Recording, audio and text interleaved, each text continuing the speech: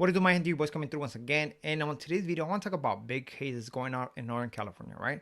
It's 8 individuals who got busted for participating in multiple 187 cases, right?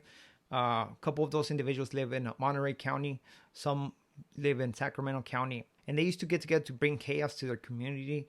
Not only that, they travel 100 miles to a different city, which is the city of San Jose, to unalive somebody over there, which possibly was their biggest mistake, right? But because right there it marked the end of their street careers. Now, before we continue with this video, man, don't forget to hit the like, a comment, and if you haven't subscribed to the channel, man, hit the subscribe. It doesn't cost you nothing. All you're doing is helping the channel, which I do highly appreciate. So I just want to tell those guys who've been supporting the channel, highly appreciate every single one of you guys, and let's go to the moon and not come back, right? So on January 11, 2025, right, 8 members of this so-called hit squad left their homes located in 2 different counties. These individuals drove all the way to San Jose to put in some work on the streets, man, and look for a rival gang member, you know? So they were on the mission. They eventually came across somebody. I don't know if they hit him up. They saw maybe the colors he was wearing, but they went to a specific neighborhood and basically gunned somebody down. They end up unaliving a 27-year-old individual who was a gang member. Sadly, was at the wrong place at the wrong time. You know, what these individuals didn't expect is that San Jose PD was going to use technology to track down these individuals, which by the help of license plates readers and surveillance, they managed to know where these individuals went, and they knew who they were and where they lived. Eventually, they did 14 search warrants, and when 26 gang members of a Norteño gang that mostly are from Greenfield were arrested. You know, now once they got arrested, they start piecing all these crimes together, and where these individuals participated in multiple shootings throughout their counties, man, bringing terror to the streets and actually taking lives without consideration, man.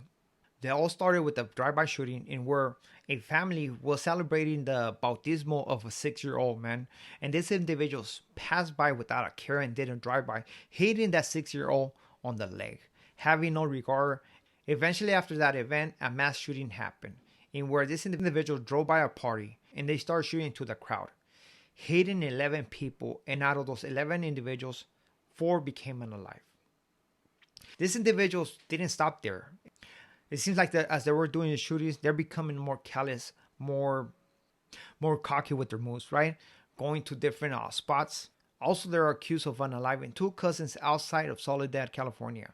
These individuals didn't have care for life, and as they continue with their mayhem and terror across the streets of their counties, they decided to travel to a different city and put in some work.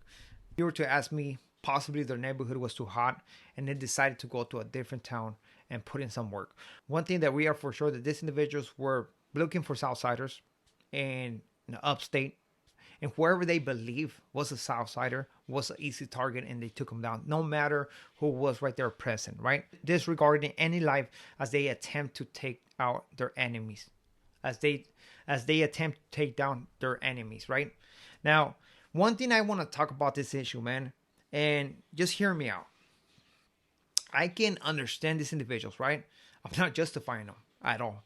You know, it is a bad situation. It's a no good.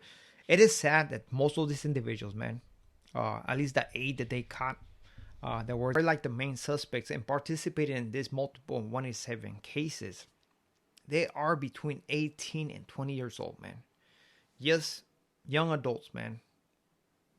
Just starting life. And they got involved so much in this sick and toxic environment in where they felt like they had to put in some work.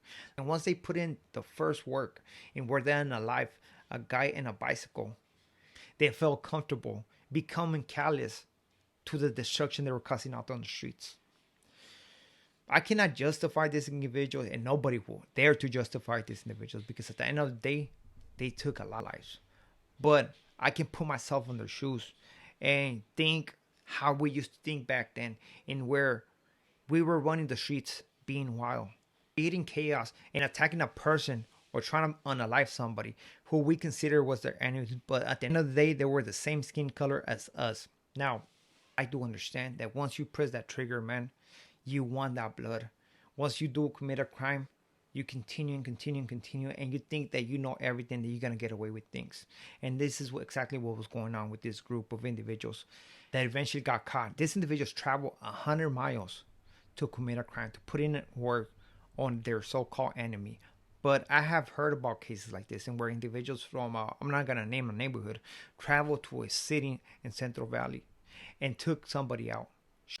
So what I can tell you about all this weapon they found during the searches, man, very, I mean, powerful weapons, man, is the mentality of a gang member, the mentality of somebody who's putting in work and actually gang banging, is to use that weapon as much as you can. Why? Because you understand that you cannot keep that weapon forever. And those weapons are expensive, man. They are expensive, but you understand that at one point you have to get rid of that weapon because you don't want to get caught with a hot weapon.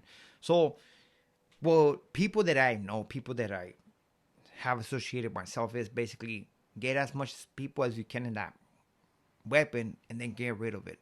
So that could be another mentality, another way that this individual saw life, in where they had this distorted belief. And how does this distorted belief comes about, right? It comes about with kicking it with the homeboys, with the homies telling you this crazy ass stories. Because not everybody who say they put in work, that means they put in work, man. I mean, I know of homies of telling, I mean, saying a good one and talking a good one, and then eventually down the road you end up finding out, oh, this is what actually happened, and it's like, man, this individual lied to me, right? And this individual had me believe that that's the way he was doing it. So guess what? I wanted to do it the same way.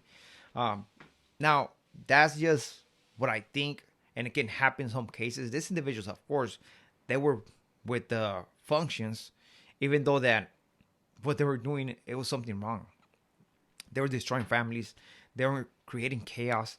And all for what? For a belief of a movement that don't have nothing good to offer you, except the only future that you're going to get is in a box that is all gray, you know, away from everybody, away from society, surrounded by men, you know, and playing politics.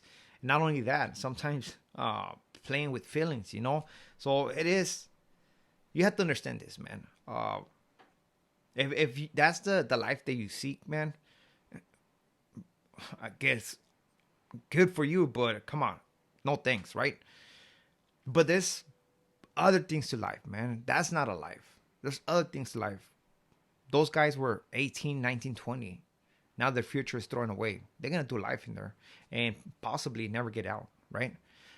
But if hopefully maybe the youth that might be seeing this video, that might be watching this video, man, can grasp how serious this event is, in where individuals were creating or were doing mass shootings, going to different neighborhoods, going to different houses, and believing that it was okay to invade the life of another person and destroy it. That's not okay. That was not okay, you know? And that's something that we have to snap out of it, you know? These individuals, we have seen this before already, you know what I mean? Where a group of individuals, they start doing crime together. And it's not no little petty crime. They're unaliving people. But at the end of the day, you just hurting the brown people, your own people. And all for what? For that distorted belief that actually doesn't have no basis. You know what I mean? There's nothing to it. It's just a belief that somebody told you that, hey man, this is what you're supposed to believe. But there's no future within it, right? So hopefully you like this video, man. I do highly appreciate for paying attention. I do highly appreciate for watching the video to the end. And it's just something that we have to keep in mind, you know? Life is too precious to putting it on the line like that, you know?